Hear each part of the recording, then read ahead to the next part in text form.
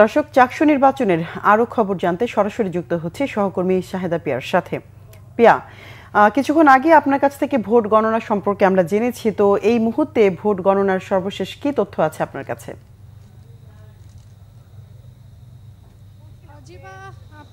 এর আগের সংবাদগুলোতে যেটি বলছিলাম যে বিকেল 4টায় ভোট গ্রহণ শেষের পর থেকে ভোট কেন্দ্রগুলোতে আসলে ভোট গণনা চলছে, যেটি এখনও অব্যাহত আছে। সেই ভোট কেন্দ্রগুলো থেকে আসলে ভোট গণনা শেষে বিবিএ যে অনুষদ, ব্যবসা অনুষদ, সেই অনুষদে আসলে নিয়ে যাওয়া হবে ফলাফলগুলো এবং সেখান থেকে আসলে চূড়ান্ত ফলাফল প্রকাশ করা হবে। তো এখন পর্যন্ত আসলে যে পরিস্থিতি আমরা দেখতে পাচ্ছি তাতে আসলে বেশ রাত হওয়ার সম্ভাবনা রয়েছে পূর্ণাঙ্গ যে ফলাফল সেটি পেতে।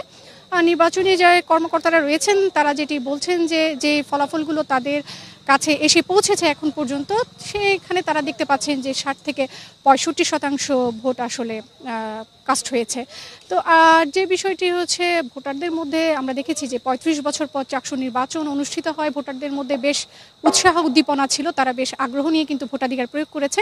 কিন্তু যারা প্রার্থী ছিলেন এই চাকসু নির্বাচনে তাদের কিন্তু পাল্টা অভিযোগ ছিল। তো যার ফলে কিন্তু বড় ধরনের কোনো সহিংসতা ছাড়াই কিন্তু চাকসু নির্বাচন এখন পর্যন্ত শেষ হয়েছে। এখন ভোট গণনা চলছে। ভোট গণনা শেষে আসলে বিবিএ অনুষদের যে অডিটোরিয়াম সেখানে ফলাফল প্রকাশ করা হবে। ফলাফল প্রকাশ হলে আসলে আমরা জানতে পারবো যে কারা আসলে চাকসুর দায়িত্বে আসছেন। প্রিয়া, আপনাদেরকে ধন্যবাদ। গণনা যেহেতু চলছে, প্রয়োজনে আবারও যোগাযোগ করব।